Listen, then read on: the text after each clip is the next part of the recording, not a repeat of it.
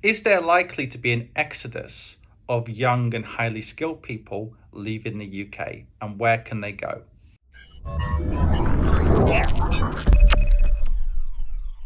So on this video, I'm going to talk about a Daily Telegraph article talking about a potential exodus of young British people leaving the UK.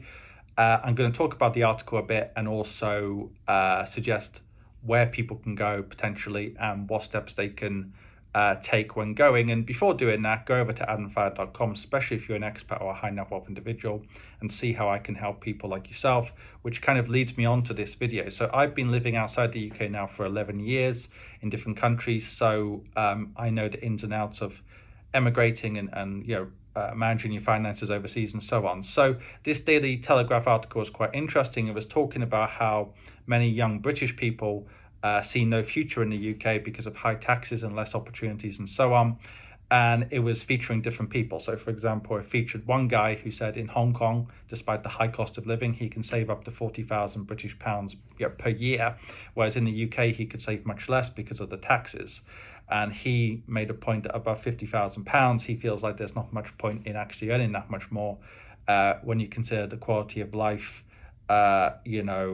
issues about working too hard and high taxes and so on, whereas in a place like Hong Kong there's more incentive to earn more because you're being taxed less. And it was also talking about British doctors and nurses and so on. So it's an interesting article because before I've just been speaking about high net wealth individuals or even people who are much above average who might want to emigrate for obvious tax reasons, like business owners who have got an online business who can move all around the world and with a bit of structuring can save a lot of taxes and maybe learn a new language and have lifestyle improvements. Whereas this article was not just talking about people like that, it was talking about professionals like the guy who can now save £40,000 a year, but it's also talking about younger British people. So my own interpretation of this is that, going back to the UK regularly, well, not that regularly, right, but once a year typically, the UK is a great place to visit and the UK can be a great place to live for people. However, it is true to say taxes are very high now in most Western countries, not just the UK, but also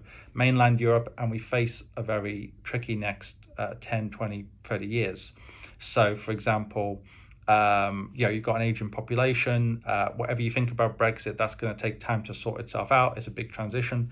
And then you had the COVID shock and many other things. So obviously, from a purely economic standpoint, there's a lot of reasons why people might consider leaving the UK. With that being said, I've seen people go in the opposite direction, people who repatriate to the UK. And, basically they've done it for lifestyle reasons usually.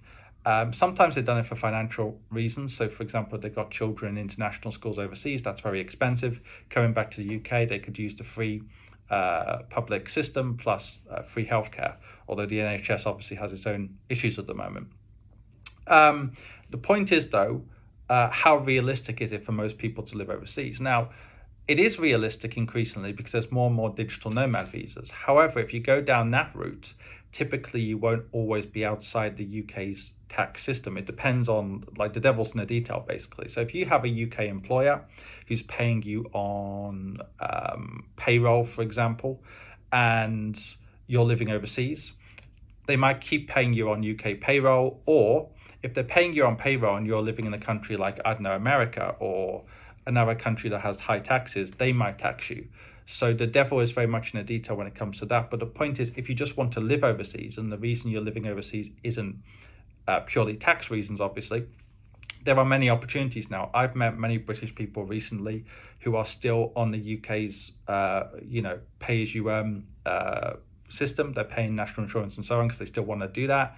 They're living overseas, but they've got a lower cost of living and so on, and they're learning a new language and so on and so forth. So I'd say if you just want to live and work overseas, especially in this remote world, this world where you can work from home, it's getting easier and easier. And likewise, if you're a retiree, obviously there's loads of places you can go for that. Same if you're a business owner as well.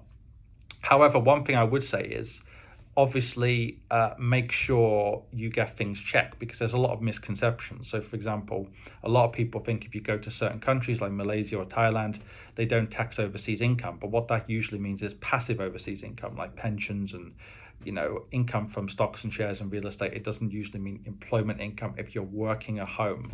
Just because a client's overseas or they're paying money into an overseas bank account, that doesn't usually mean you can pay no tax on that. So there's a lot of misconceptions online and so on. Obviously, I'm not a tax advisor, but I've looked into these things. So one tip I would give is when it comes to things like taxes in particular, but also health insurance and so on, kind of look into it or get an advisor to look into it for you, because the devil is very much in the detail.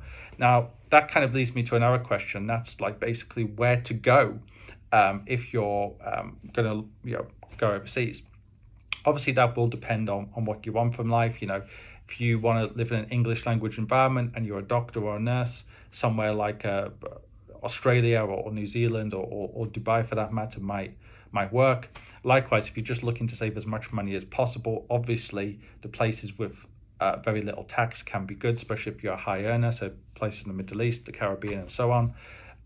If you're a corporate expat, that's going to be places usually which are so-called, there's an expression the multinationals use, they call it a hardship location. So basically, if you're, say, working in oil and gas, you're probably going to get a better package living in an oil field in Nigeria, where there's nothing around, compared to living in Singapore, for example. So obviously it depends what you want from life. But what I would say is, if you're looking to move overseas and you do move overseas, and after 6 months or a year you think, well, I'm going to spend at least 10 or 20 years overseas, I would be very careful about how to cut ties with the UK. So by cutting ties, I don't mean giving up your passport and obviously that kind of thing, because right now the UK is not like the US. The UK government does not tax expats living overseas, provided you don't spend too many days in the UK. But if you just send money back to the UK and you spend too many days in the UK and you work too many days in the UK, even if you're an expat, basically,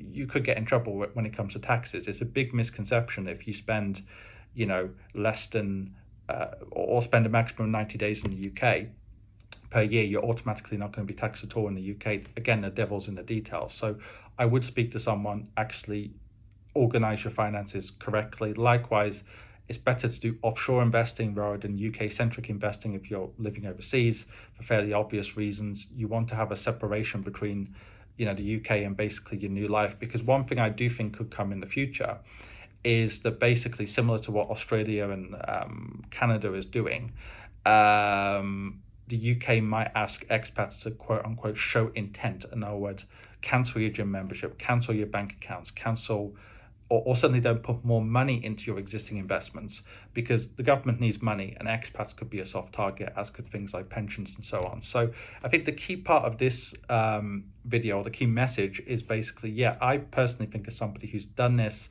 for over 10 years, it's great to live overseas at least once in your life. You're not going to regret it when you're 70 or 80, but doing planning is important. Don't over procrastinate. You could even come overseas and then do planning in the first few weeks of being overseas, but talk to advisors or do your own research or whatever you're comfortable with, and actually have a plan when it comes to finances, insurance, tax, all those kind of boring things. Make sure there's no kind of nasty surprises. But I do agree with the main premise of this Telegraph article. People often forget that from the mid-1960s until about the mid-1980s, the UK actually had net emigration. So more British people were actually leaving the UK than those who came in, because basically the country was in some problems, so fewer immigrants wanted to come in and many British people left. And I think in this remote world, what's going to be quite interesting is, as the next 10 years go on, will that trend reassert itself or not?